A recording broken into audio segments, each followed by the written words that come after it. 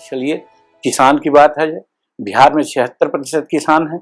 किसान ऐसा उद्योग है जिसमें अधिक से अधिक लोग नियोजित हैं, काम कर रहे हैं। लेकिन आज किसान की स्थिति क्या है? आज उनको बिजली बिल देना पड़ता है, उनका जो प्रोडक्शन का जो कॉस्ट है वो ज़्यादा हो जाता है, इसलिए उनकी हालत बहुत ख़राब होती है। इसलिए एक चीज़ हमने शुरू किया था, और आगे बढ़ते हम तो करते और वो काम करते, लेकिन एक किया कि 5 एकड़ ज़मीन रखने वाले किसान को हम बिजली माफ़ करने की बात किया था। और हम धन्यवाद देते हैं तमिलनाडु सरकार को कि बिहार के लोग इस चीज़ को नहीं माने जब हम हट गए तो, लेकिन तमिलनाडु की सरकार ने इसको अपनाया है और वहाँ 10 एकड़ तक जमीन वाले किसानों को उन्होंने बिजली माफ़ कर दिया है। आज कितना किसान खुश होते। तो आज किसान की बात सिर्फ करते हैं, लेकिन किसान की दशा और दिशा बदलने के लिए एक रास्ता हमने अपनाया था कि वैसा करते।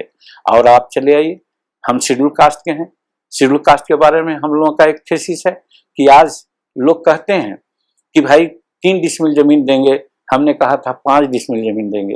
वो लोग कहते थे कि 3 डिसमिल जमीन देंगे, 20,000 रुपया देंगे। 20,000 रुपया में 3 डिसमिल जमीन नहीं मिलने को है। इस हालत में हमने निर्णय लिया था कि 5 डिसमिल जमीन देंगे उनको और मार्केट रेट से देंगे जमीन खरीद करके, चाहे 2 लाख लगे चाहे 10 लाख लगे। और खेती करने के लिए वैसे शेड्यूल कास्ट को जिसको खेती नहीं है उसको 1 एकड़ जमीन हम खरीद करके देंगे।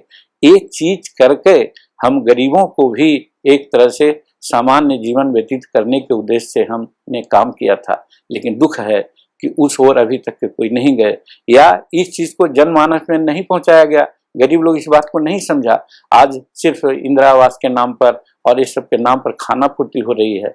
क्या आज के जमाना में 21वीं शताब्दी में हम हैं तो क्या शेड्यूल कास्ट को मात्र एक कोठरी मिल जाए इससे काम चलेगा? एक बरामदा मिल जाए उससे काम चलेगा?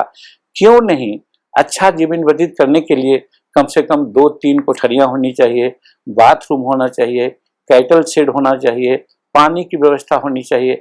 ऐसे करने में कम से कम आज के समय में 5 लाख रुपया से ऊपर लगेगा।